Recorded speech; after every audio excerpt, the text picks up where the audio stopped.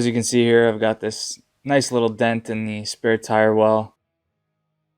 Looks like it was just smashed into a bunch of times by the differential cover on the rear axle. Either way, I'll just have to quickly hammer it out and clean it up a bit. Eventually I'll put some metal glaze on it and it'll be nice and smooth.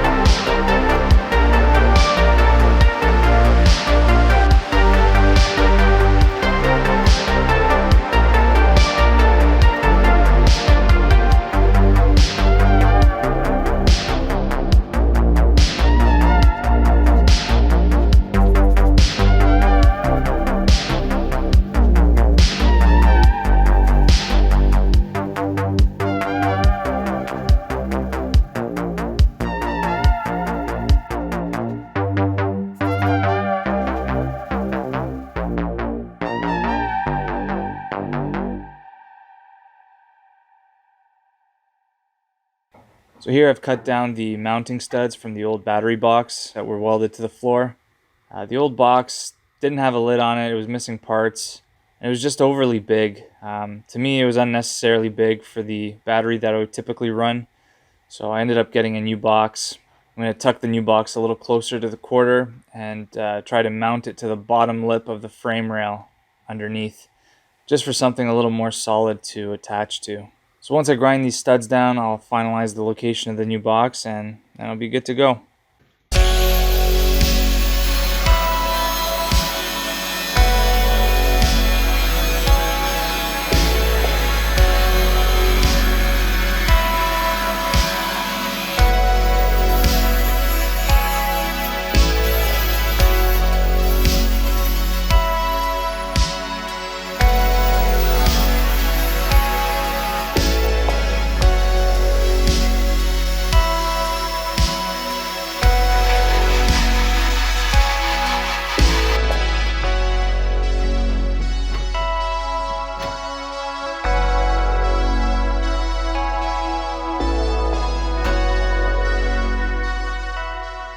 Here's the new battery box, nice and shiny.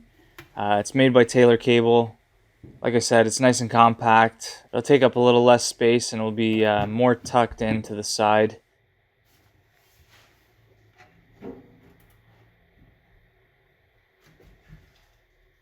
Thinking something like this. Clears the trunk liner, clears this factory hole right here.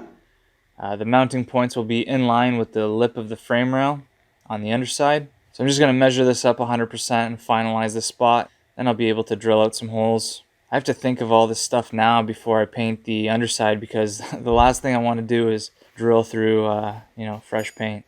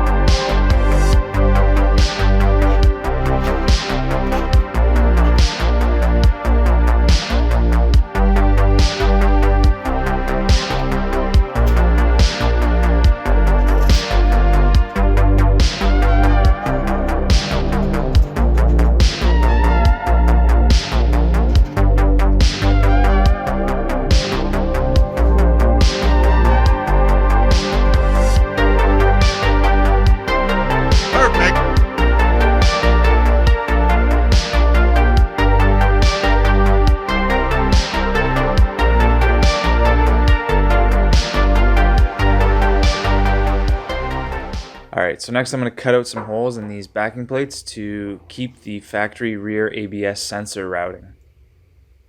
These torque box plates are right on top of the factory cutouts for the ABS. This plate will get welded in, but I want to use the factory ABS location to cut a hole and then run the factory line through it. So I'm going to take this plate off, trace out the factory hole to match it up with the base plate, and then once that happens, the plate will get welded in for good.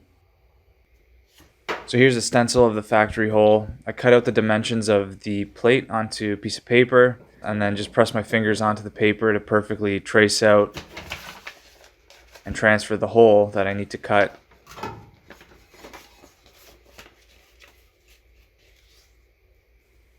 into the plate. Here's the exact size of the hole saw bit to perfectly match up the hole for the plate. I marked the center so I can just get my center punch to guide the drill bit perfectly center.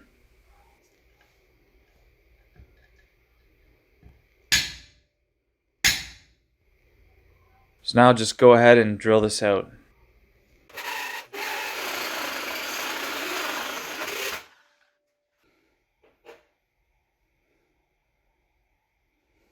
Here's a factory ABS sensor wire and grommet, and it'll just feed right through.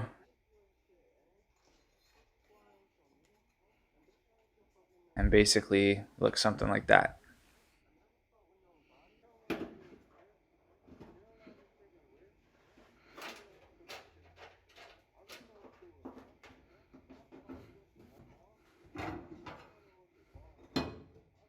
So the grommet mounts up like it would just from the factory.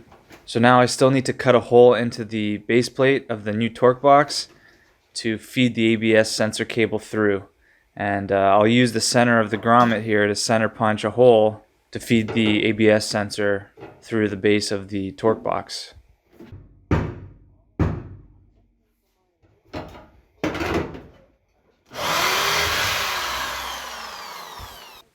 So there's the hole through the base of the torque box. I'm just going to make it big enough to feed this wire through and also this grommet. So the smaller grommet goes through the torque box base, and then feeds into the factory grommet, which fits right back into the factory location.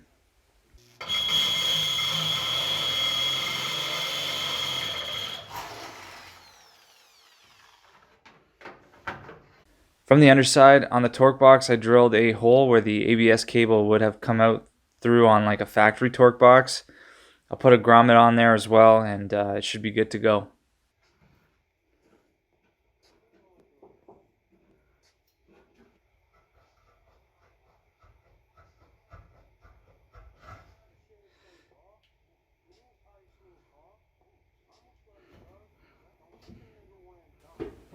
The factory grommet gets wedged between the floor pan and the base plate of the torque box.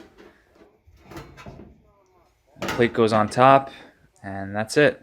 Done.